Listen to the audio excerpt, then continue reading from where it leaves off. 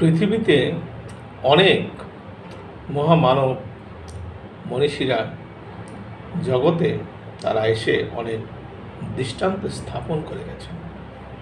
তাদের মধ্যে একজন মহিষী নারী হযরত রাবেয়া বসরি, তিনি আল্লাহ পাককে বলতেছেন যে, হে দয়াময় প্রভু, তুমি দুনিয়াতে আমার জন্য যা নির্ধারণ করে রেখেছ তা আমার শত্রুকে দিয়ে দাও, আখেরাতে যা নির্ধারণ করেছ তা আমার মিত্রকে দিয়ে দাও, বিনিময়ে তুমি শুধু আমার হয়ে যাও।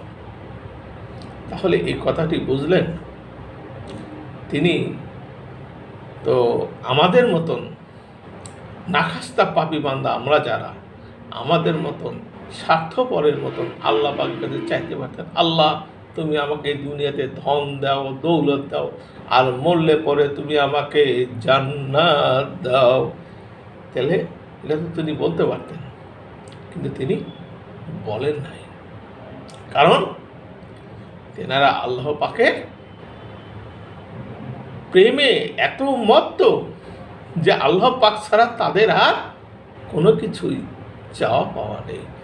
তাহলে আমরা মানুষ ইবাদত বন্দেগী করি নিজের স্বার্থের জন্য। কি সেই স্বার্থ? জান্নাতে যাব, হুর পাব। আমরা পুরুষরা যারা বলে থাকি হুর পাবো, আর মহিলারা পাবে গেলমান। যাই হোক, সেটি কিন্তু চাওয়ার বিষয় কখনো সুফিবাদে গ্রহণযোগ্য নয়। সুফিবাদ সেটাই গ্রহণ করে আল্লাহ পাক যে কারণে আমাকে আপনাকে এই দুনিয়াতে সৃষ্টি করেছে, সেই কারণটা প্রতিফলন ঘটানো।